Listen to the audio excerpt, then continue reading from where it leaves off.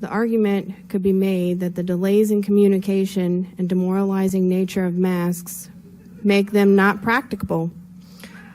Children not seeing their teachers' faces also have this same impact on children. So that's why that's where I stand. Say that on again, it. you're out of here. Thank you. Called a tyrant, Mr. Twig. Ms. Gillespie, are you? Any last minute discussion? Not last minute, Mr. Twig. Sure. If you remind, I'll come back to that. So I'm not going to talk about the number of people who are sick with COVID right now. We saw those numbers in the presentation. I'm not going to talk about our hospitals close to capacity or the Mary Washington's Field Hospital. You already know all about that. Before I go on, I want to say I hate masks. I'm tired of them. I want to see my students' faces. I want to see the faces of my colleagues. I want to be able to absolutely just take this off. But I'm the main concerned about the safety of our students and our staff. I want you to think of us as being a business, in the business of educating students. Our students are our clients. What other businesses require their employees to sit in a small enclosed space with 20 or more people with no masks for hours upon hours? Mr. Twig, for the public, it would be a disservice to our public to have to be in this space again because our governor has made a mistake in issuing an executive order out of order in conflict with the law or the guidance that we are now following.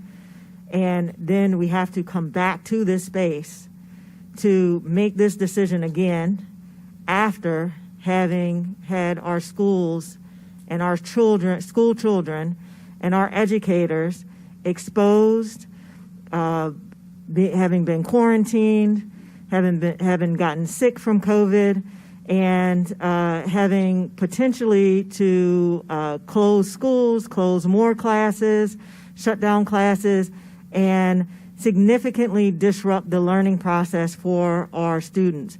We don't really have a plan in place for the ability to go back and forth on this guidance.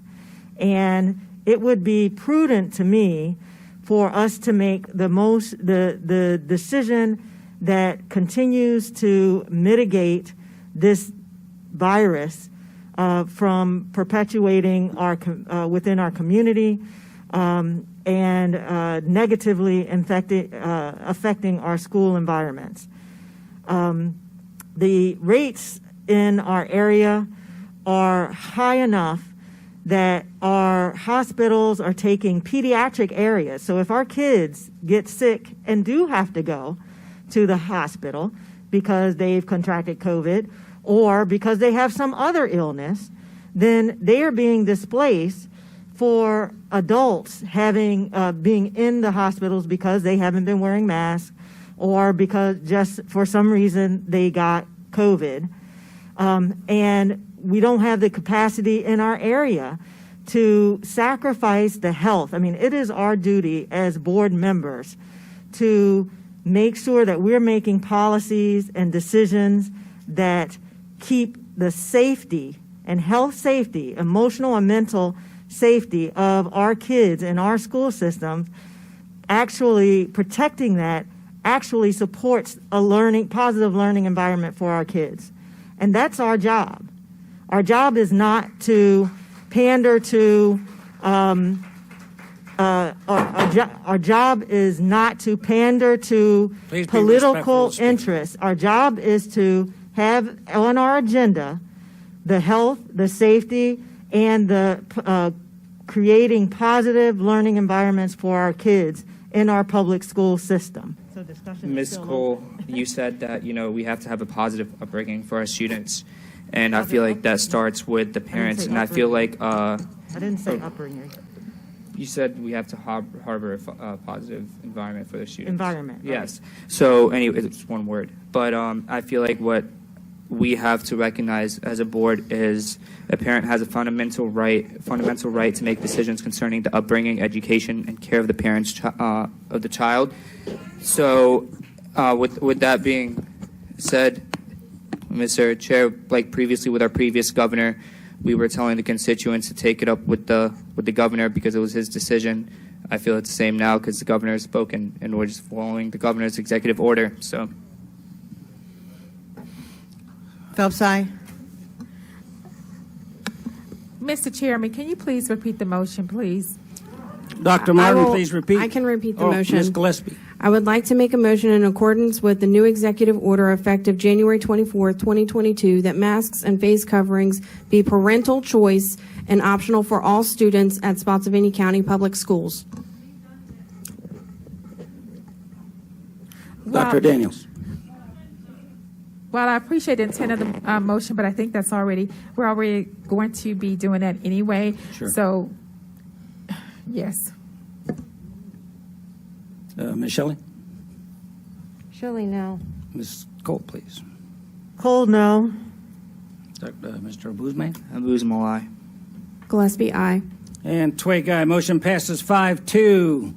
With regard to parent choice for students wearing masks in this county school system, any further action here?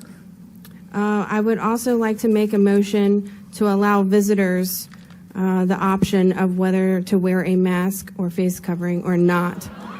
Effective January 24th, 2022. We have do I hear a second on Ms. Gillespie's motion with regard to visitors in our school system? Mr. Abuzmail, seconds, 2-minute discussion. Anybody? Seeing none, Yes, let's. the executive Cole. order included students, not staff, not guests.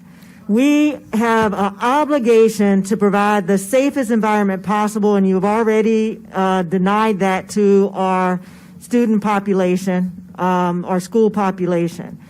In order, having guests come in, no requirement on vaccination, no understanding of what their current status is as far as symptoms or being asymptomatic even. It is irresponsible of this board to allow guests or visitors to go into our public school buildings without having any type of mitigation required when they go into school buildings. You're being irresponsible, and I don't understand what your goal is when you're supposed to be protecting our school system and keeping it safe. It doesn't make any sense, and you need to provide I don't know what the explanation can be. Doesn't make any sense to me, but it would, I would say that you need to provide an explanation to the public as to why you would jeopardize the health and safety of our school buildings and our school children and employees in that manner. Check. Mr. Chairman and the rest of the board, just remember that we have a 46.42% positivity rate in our community. So if we are, with that rate, if we're allowing people to come into our schools, we have no idea what their status is. So I would recommend that we keep the mask for our visitors because we have precious cargo in that school. So I hope that we would reconsider this and keep the mask for our visitors. It is our God-given right. That is one true. comment. And Another outburst, you're out of here. another reason is because we're all in the same community together, day in and day out, going to Walmart together, going all kinds of King's Dominion concerts. We're going all over the place together. We're going to the beaches together. We're going everywhere together. And these parents are going into the classrooms or just to pick their children up, really,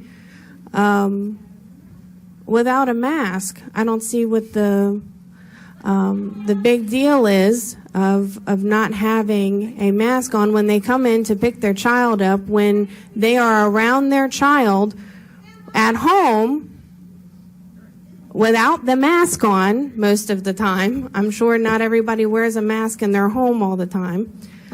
And then they come to school and they're still not wearing a mask. So here you go. But they're not around everyone's children. Any last minute discussion? They're around their children. The other reason, since these are our school buildings, and I would assume that a visitor is not staying in the school building for the entirety of the day like the school children and the employees are.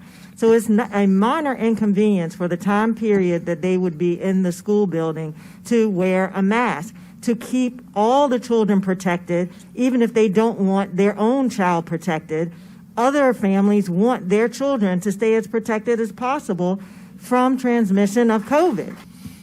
Okay, roll call vote, please, starting with Ms. Phelps. Phelps, aye. Daniels, no. Ms. Shelley. Shelley, no. Ms. Colt. Cole, no. Mr. Boozman. Boozman, aye. Gillespie, aye. Twig eye, motion passes 4-3. Visitors, order. Motion passes 4-3. Visitors in our school buildings.